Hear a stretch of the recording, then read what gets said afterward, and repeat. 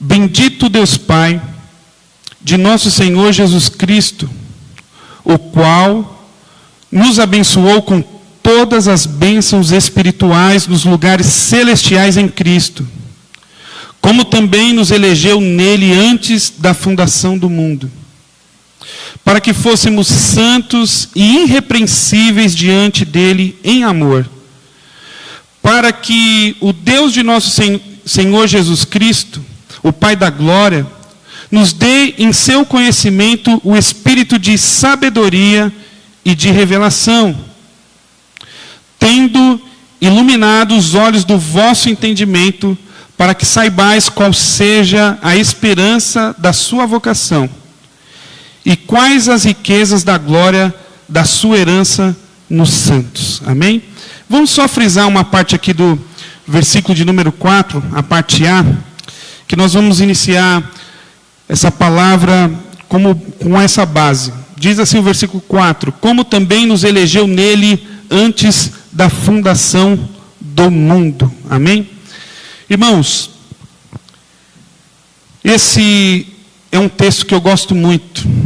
Esse texto ele fala profundamente no meu coração, e buscando entender a revelação desse texto, a qual o apóstolo Paulo, sendo inspirado pelo Espírito Santo, escreveu aos Efésios, nós conseguimos compreender algumas coisas, alguns mistérios, porque o nosso Deus, ele é um Deus de mistério.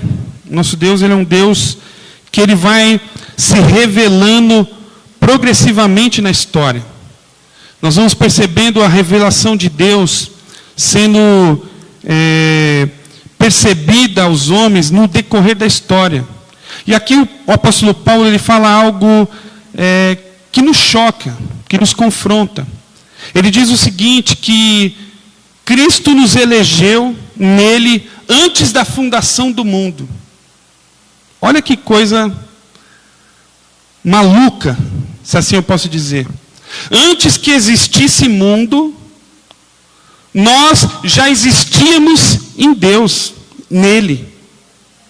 Ele nos elegeu antes da fundação do mundo, ou seja, antes que tivesse qualquer coisa, nós já existíamos no coração de Deus. Nós já existíamos em Deus, nós já éramos plano de Deus, projeto de Deus. Com base nesse entendimento, eu vos afirmo que todos nós, todo ser humano, você que me ouve, sendo cristão ou não, a sua vida não é um acidente, a sua vida não é um acaso. Você nasceu com um propósito específico. Você nasceu com um propósito de vida. Você tem uma missão, você tem um propósito de vida. Talvez você vai me dizer, pastor, é tão difícil de eu acreditar nisso, tendo em vista que nos últimos dias a gente percebe a maldade do ser humano, está difícil de confiar no próximo. Está difícil de confiar no semelhante, no igual. Os homens fazem atrocidades. Nós vemos nos noticiários, essa semana mesmo, passou diversas notícias que a gente fica chocado como o ser humano tem coragem de fazer tamanhas atrocidades. E isso, às vezes, nos traz dúvida a respeito de se cada um tem um propósito mesmo de vida, se cada um realmente foi feito com uma missão. Eu diria, explicaria isso de uma forma bem simples, dizer o seguinte, que a maioria das pessoas, elas vivem fora do propósito que Deus estabeleceu para elas. E é por isso que nós vemos o mundo do jeito que ele está. É por isso que nós observamos o nosso mundo, nós olhamos ao redor e vemos como estão as coisas. E daí então nós entendemos o porquê desse caos todo. Esse caos ele é existente porque as pessoas elas têm vivido fora da vontade de Deus, fora do propósito para o qual elas nasceram. E ao não saber que elas têm um propósito, e quando nós falamos de propósito, nós ligamos diretamente a nossa vida à nossa origem. E lembre-se aqui que no início eu disse que nossa origem foi em Deus. Antes de sermos formados, nós já estávamos em Deus.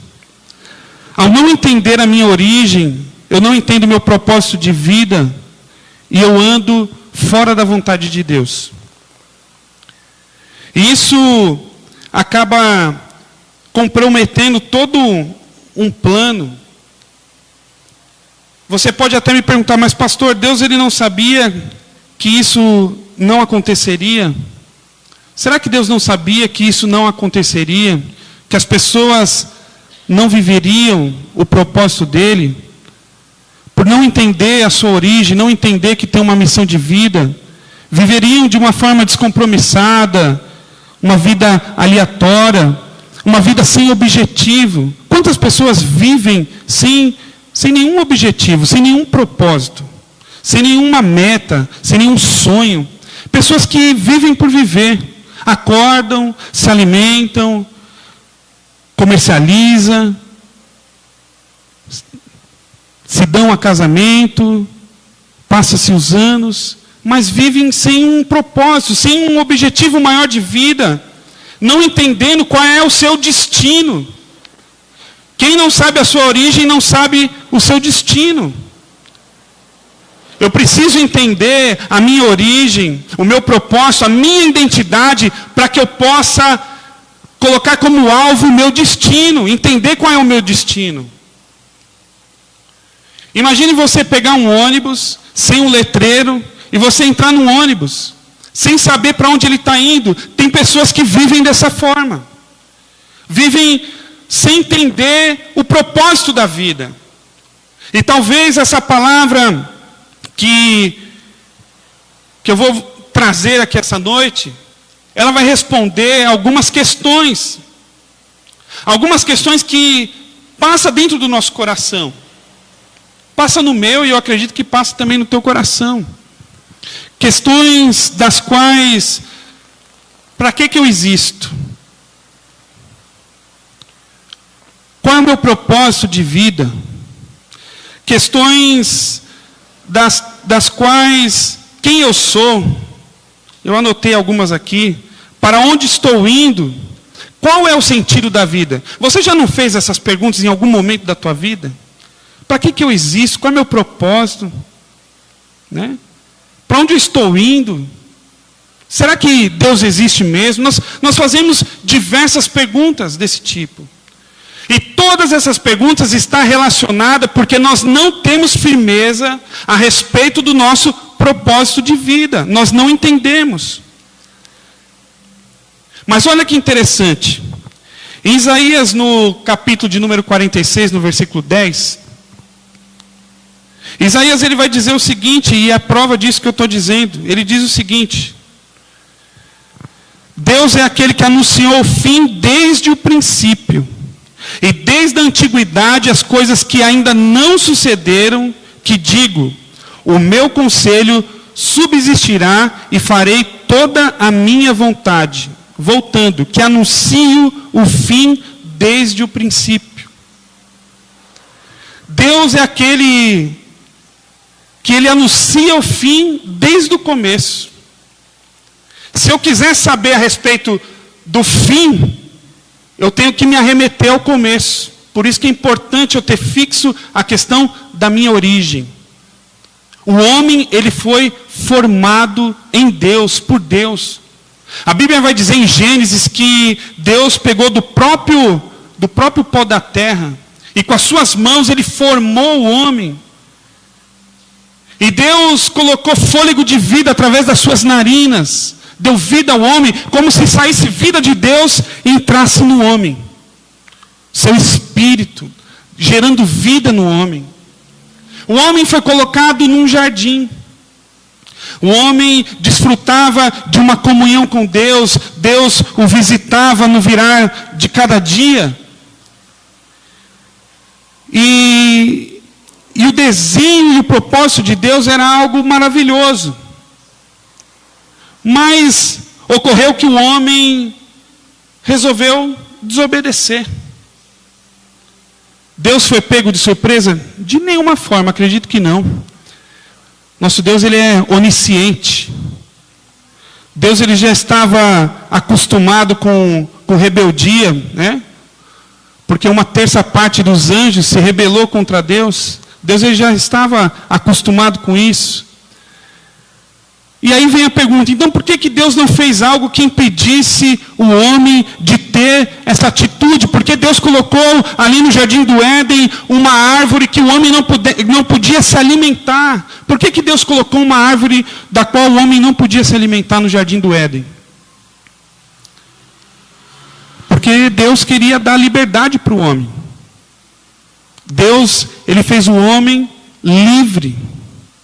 Ele fez o homem árbitro das suas decisões. Deus, ele não quer um amor forçado. Deus, ele não quer um relacionamento obrigado. Não é isso que Deus quer. Deus quer entrega. Deus quer atrair o homem pelo seu amor, por aquilo que ele é. Mas o homem ouviu a voz da serpente, cedeu aquela proposta que a serpente fez, dizendo, olha, coma do fruto do conhecimento do bem e do mal, porque os seus olhos serão abertos, você será como Deus e certamente vocês não morrerão. Mas não foi isso que Deus disse. Deus disse exatamente o contrário, que se comesse do fruto do conhecimento do bem e do mal, certamente eles morreriam. Eles comeram daquele fruto. Verdadeiramente, não era mentira da serpente, os olhos foram abertos. E de repente você pode até dizer, mas pastor, eles não morreram. Eles não morreram fisicamente, mas eles morreram espiritualmente. A palavra morte, ela significa desconectar, desligar. Desligar. Eles foram desligados de Deus. E naquele momento Deus, ele estabelece uma situação ao homem e à mulher, e ele os convida, né, de uma certa forma, a que eles se retirem do jardim. A que eles não fiquem mais naquele lugar. E hoje pela manhã nós estávamos na escola dominical, e foi dito algo muito maravilhoso, que nos fez refletir isso que eu vou dizer agora. Essa expulsão do jardim não foi uma punição, foi uma preservação de Deus. Porque ali no jardim também existia a árvore da vida eterna. E se o homem comesse no estado de pecado o fruto da vida eterna, tão logo ele estaria em pecado eterno. Então, de uma forma, Deus quis preservar o homem, o colocando para fora do jardim. Mas pastor, por que existia aquela árvore ali que talvez seria uma tentação para o homem, que talvez seria o motivo de o homem ter caído? Por que existia aquela árvore ali naquele lugar? A gente pode entender, interpretar aquela árvore como uma porta. Era uma porta de saída do jardim. Porque se Deus não colocasse aquela árvore, então ali não seria um jardim, seria uma prisão, um cercadinho que Deus coloca o homem, e o homem faz exatamente aquilo que Deus quer. E não era esse o projeto, o plano de Deus não é esse. O plano de Deus não é esse. Mas nós vemos que o homem, ele faz as suas escolhas. E com isso acarreta a morte espiritual. Mas nós vemos o cuidado de Deus na história. E é isso que nós vamos nos apegar aqui essa noite. Nós vemos como Deus cuida do ser humano na história. Porque o homem, ele se desconecta de Deus.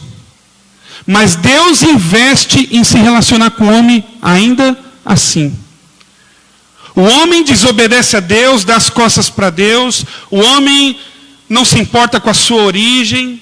não se importa com o seu propósito de vida, não se importa com a sua missão, por que ele foi formado. Adão e Eva não refletiu isso, como nós muitas vezes não refletimos o que nós estamos fazendo aqui na igreja, para que nós nascemos, por que fomos colocados na família que nós estamos, por que passamos pelo que passamos. Nós não entendemos.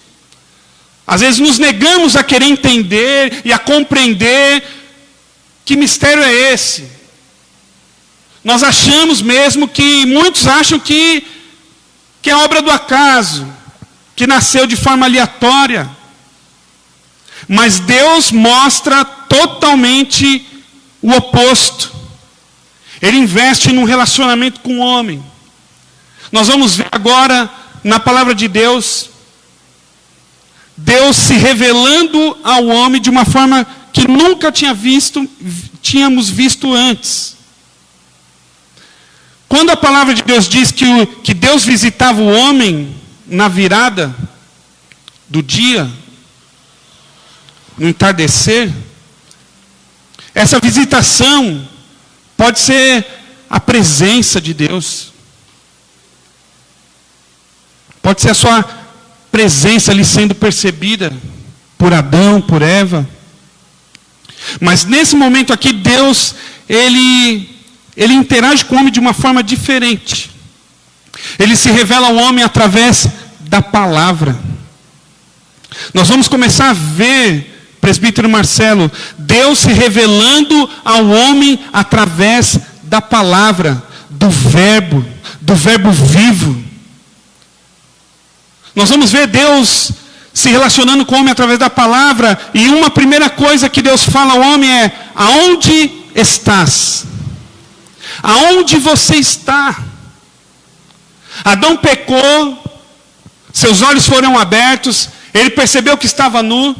Se nós soltarmos uma criança de 1 ano dentro de casa nua, ela nem vai perceber que está nua, ela vai correr de um lado para o outro sem vergonha nenhuma, inocência. Vai ficando mais velhinho, aí vai, entendendo um pouquinho as coisas, vai ficando com vergonha. O estado de Adão era um estado de inocência. Eles desfrutavam da pura inocência. Mas naquele momento os olhos dele foram abertos e ele sabia o que era o bem e sabiam também o que era o mal. Então ele pega folhas de figueira, cobre a sua nudez e se esconde, temendo a Deus, porque sabe que errou. Sabe que pecou, sabe que desobedeceu a Deus. Eu acho que na hora que desconectou, porque o pecado faz isso, ele nos afasta da presença de Deus, ele cria uma barreira entre nós e Deus. Ele sentiu isso e ele ficou com medo e se escondeu. Mas Deus, em todo momento, investe nesse relacionamento. E começa a interagir com o homem através da palavra. E a palavra é: aonde tu estás? Aonde você se encontra? Será que você sabe quem você é? Será que você sabe o plano que eu tinha para você? Será que você sabe qual era o teu propósito de vida? Para que eu te criei? Por que eu te formei? Será que você sabe por que eu assoprei o meu fôlego de vida nas tuas narinas? Aonde você está? Não era uma pergunta geográfica, não, de forma nenhuma. Ninguém foge da presença de Deus.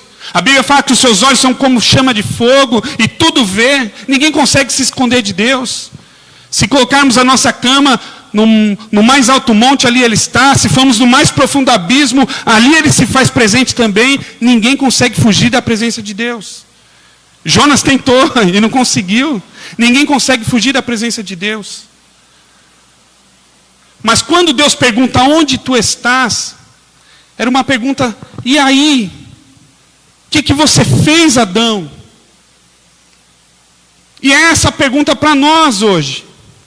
Aonde estamos? Será que nós entendemos qual é a nossa origem?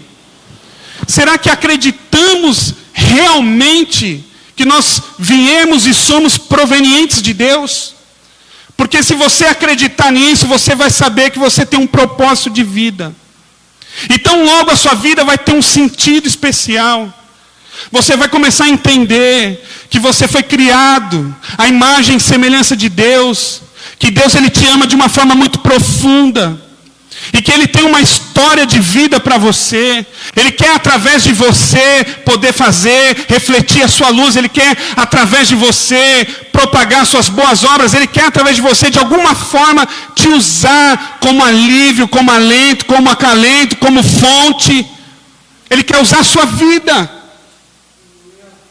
Você nasceu com um propósito. E você não pode continuar vivendo sem saber o que você está fazendo aqui nessa terra. Você não pode apenas estar passando por essa terra e não deixar nada. Não marcar a sua história, a sua família, a sua geração. E eu não falo de coisas muito relevantes, não. Eu falo de pequenas coisas, mas que fazem toda a diferença na vida de alguém. Você ser boca de Deus para a vida de alguém. Você dar um abraço de Deus em alguém. Você usar os seus recursos para amparar alguém. Você ser Deus na terra. Você ser Deus na terra. Deus interage no mundo dos homens através dos homens. Deus está falando com vocês aqui essa noite através da minha boca, dessa palavra que Ele nos deixou. É a forma de Deus se comunicar conosco. Deus vai nos amparar, vai nos socorrer, usando pessoas, situações. Nós somos porta de acesso de Deus na terra a qual vivemos. E nós precisamos compreender que o Verbo vivo, que é Jesus, que é o único caminho, Ele fala conosco trazendo-nos para perto dEle. Não para apenas nos livrar do inferno. Tem gente que serve a Cristo, que frequenta uma igreja, faz parte de um corpo, para se livrar do inferno. Mas Deus Ele quer muito mais que isso. A palavra de Deus nos diz que Ele nos fez filhos. Ele nos fez como filhos de Deus. E como é importante nós entendermos isso, em Romanos no capítulo 8, no versículo 16 e 17, diz o seguinte: olha, o Espírito mesmo testifica com o nosso Espírito que somos filhos de Deus. Você é filho de Deus, você é alguém especial, você tem uma importância, você tem um valor. Se você é filho, tão logo você também é herdeiro. Herdeiro de Deus e co-herdeiro de Cristo. Se é certo que com Ele padecemos, também com Ele seremos glorificados. Aleluia. Você tem um pai, você tem uma identidade. Identidade diz respeito de caracteres, características, a respeito de um ser. E olha que interessante, na tua filiação está filho de Deus. Você é um filho de Deus. E como é importante a gente tomar ciência disso. Eu tomei conhecimento de um testemunho de Spurgeon, que ele disse o seguinte. Ele disse que ele foi fazer uma oração numa casa de uma mulher muito pobre e ela estava muito enferma, miseravelmente enferma mesmo. E quando ele foi fazer essa visita de oração, ali em Londres, ele entrou na casa daquela mulher, orou por ela, se compadeceu da situação dela, mas algo chamou a atenção dele. Ele viu na parede um quadro, e aquele quadro era muito formoso, bonito, parecia um testamento. E ele não aguentou e perguntou para aquela mulher o que seria aquele quadro. Aquela mulher disse o seguinte, que ela trabalhou muitos anos para uma mulher milionária. E que essa mulher veio a falecer. Ela era empregada dessa mulher milionária. Mas antes de falecer, essa mulher pegou, deu esse quadro para ela e disse o seguinte: olha, isso aqui é especialmente para você. Aquela mulher pegou e colocou na parede, até então. Tinha como um símbolo especial, colocou ali na parede dela. E Spurgeon, incomodado com aquilo, porque ele achou aquilo fora do comum, ele pediu permissão daquela mulher para que ele pudesse analisar aquele quadro. E analisando aquele quadro, ele constatou que aquele quadro era um testamento. E nesse testamento, a mulher que era milionária dava todos os bens dela para a empregada, porque amava a empregada. Só que a empregada não sabia, não tinha o entendimento, não sabia, não procurou saber. Viveu praticamente toda a sua vida pobre, doente, mas tinha direito a uma bolada, a milhões. E essa história, ela nos confronta aqui essa noite. Porque parece um pouco conosco. Você é filho de Deus. Você é alguém especial. Você tem um propósito de vida. Você tem uma missão nessa terra. Deus, Ele te chamou, Ele te escolheu. Deus, Ele te limpou. Deus está fazendo com que você ouça essa palavra. Deus está tocando o teu coração. Mas se você não souber o que você pode desfrutar por ser filho de Deus, o que te proporciona a condição de ser filho de Deus, você não vai herdar aquilo que Deus confiou para os filhos. Você não vai herdar aquilo que Deus tem confiado para os seus filhos, que é um íntimo relacionamento, que é uma paz que excede todo entendimento, que é uma fé muitas vezes inabalável em meio a momentos difíceis a qual vivemos, de pandemia. Deus é aquele que nos proporciona, nos deu, nos concedeu coisas, armas, presentes celestiais, como diz lá em Efésios. Riquezas espirituais reservadas para os filhos, mas nós precisamos tomar posse. Nós precisamos tomar posse, porque assim somos nós.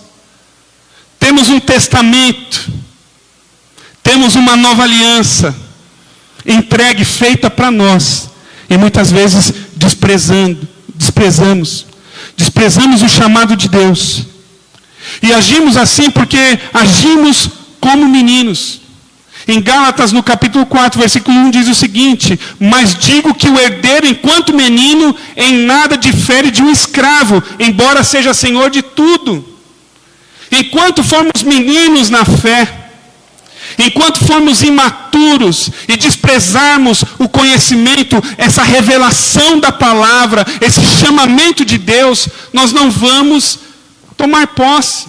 Apesar de sermos dono de muitas coisas, em Deus não vamos tomar posse, porque nos comportamos como meninos. Andamos como meninos, não compreendendo aquilo que Deus quer para nós, não tendo entendimento. Mas lá em Efésios vai dizer o seguinte: olha, para que Deus, de nosso Senhor Jesus Cristo, o Pai da glória, vos dê em seu conhecimento o espírito de sabedoria e de revelação, tendo iluminado os olhos do vosso entendimento, para que saibais qual seja a esperança da sua vocação e quais riquezas da glória da sua herança nos santos. A esperança da sua vocação e a riqueza que Deus tem para você reservada. Se você souber disso, você diz não para o pecado. Se você souber o que está reservado para você e o que Deus tem para você, você diz não para as propostas do diabo. Se você ouvir aquilo que Deus tem para você, se você acreditar, se você ler esse testamento e tomar posse dessas verdades, você vai dizer não para muita coisa. Você vai vencer o homem que muitas vezes interior, o seu homem interior que muitas vezes tenta travar uma batalha diária com você, fazendo com que você erre, com que você peque, porque a nossa natureza, ela é pecaminosa. A tendência da nossa natureza é o pecado. Mas como nós vencemos o pecado? Através de uma riqueza maravilhosa que Deus concedeu para cada um de nós. O Espírito Santo. Nos foi prometido, nós somos selados pelo Espírito Santo. É o selo, é o penhor. Imagine você, deixa eu conjecturar aqui. Imagine você que essa caixa aqui de som, essa caixa ela é do Danilo. O Danilo emprestou para a gente, deixou aqui para a gente estar usando. Mas essa caixa é do Danilo. E por que eu sei que essa caixa aqui é do Danilo? Porque tem uma etiqueta escrito, propriedade do Danilo. E quando o Danilo voltar aqui na igreja, ele vai vir buscar a caixa dele. Porque está no nome dele, tem uma etiqueta, tem uma identificação. Está identificado que é do Danilo. A certeza que você vai morar com Jesus é porque Deus te selou com o Espírito Santo. Te deu o Espírito Santo e diz para você, você é propriedade minha, peculiar, particular, você é meu. E se você soubesse o que eu tenho reservado para você, você se entregaria para a revelação dessa palavra e não viveria como se não houvesse o amanhã, não viveria de qualquer forma, mas a sua vida seria uma vida com propósitos. A sua vida seria para a glória de Deus. Já pensou você viver para a glória de Deus? Alguém olhar e falar assim, eu glorifico a Deus pela sua vida. Pastor, eu glorifico a Deus pela tua vida, por aquilo que você representa, por aquilo que você deixa transparecer através do poder de Deus na sua vida. Como é bom nós ouvirmos isso. Começa a fazer sentido para a nossa vida. Nós acordamos com mais intensidade, com mais força.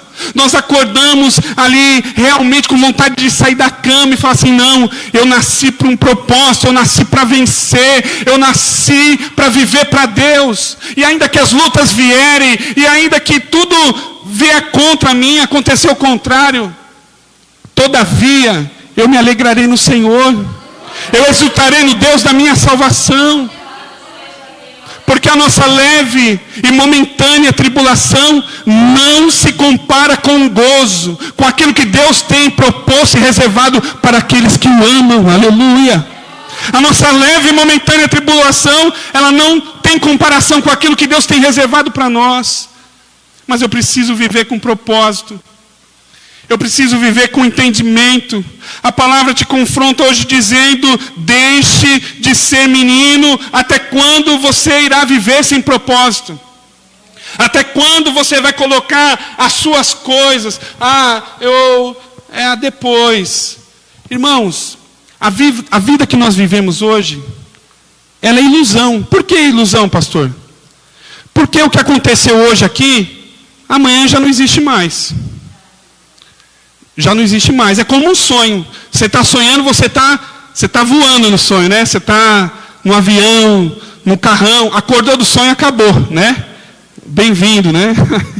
Aí a gente vai pegar o nosso fusquinha. Quando não, o ônibus mesmo, né? É um sonho. E infelizmente, a vida, isso aqui que nós vivemos, não é uma realidade. Porque o que é real é eterno.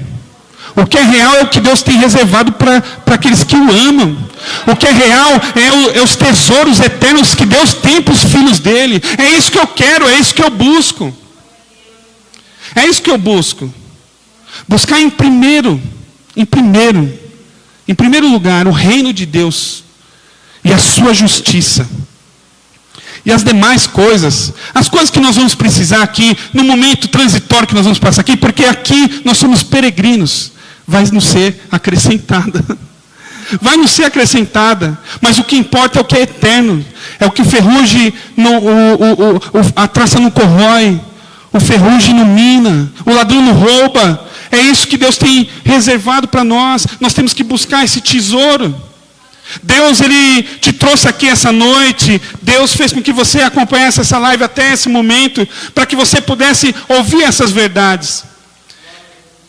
Porque você não pode ser um milionário, se assim eu posso dizer, e você está entendendo o que eu estou pregando aqui. Você não pode ser um milionário e viver como um miserável. Eu não falo isso de questão monetária, mas eu falo disso de uma questão espiritual. Existe um homem, um homem interior, nosso homem interior, existe o espírito, nós precisamos alimentar o nosso espírito. Esses momentos de pandemia começou e a gente faz uma breve análise, as pessoas começaram muito comovidas, preocupadas, muitas mortes, muitas situações, a gente ficou em desespero a primeiro instante, mas parece que a gente vai acostumando com a situação. Ah, isso aí não é nada não, né? Parece que as pessoas vão se acostumando e vão vivendo e aproveitam esses momentos. Aí que eu vou assistir mais série, aí que eu vou comer mais pipoca, né? Aí que eu vou engordar mais 2 quilos igual o pastor. E a gente vai acostumando com isso aí e a gente esquece o propósito da nossa vida. Por que você nasceu? Por que você faz parte dessa igreja? Por que você sofreu tanto, passou por tantos caminhos difíceis? Você já parou para pensar? Você já parou para pensar que a sua vida ela tem um propósito, ela tem um significado? Eu queria trazer significado para a vida em dias que a vida está descartável, que a vida vira número num jornal. Morre 5.000 pessoas. Mas não são 5.000 pessoas. Às vezes é o Macedo, da Cíntia, que morreu. Eu estou aqui exemplificando, eu estou vivo, tá, irmãos? Não é espírito, não. Morreu o José, esposo da Maria. Morreu a Teresa, avó da Gabriela. São pessoas, são histórias. A vida ela tem importância. A vida ela tem importância. E nós precisamos dar importância àquilo que tem importância. Que você possa fazer com que o propósito de Deus se cumpra na tua vida. Você vai achar a sua identidade quando você colocar firme no teu coração que você veio de Deus. Se você veio de Deus, você vai voltar para Deus, né?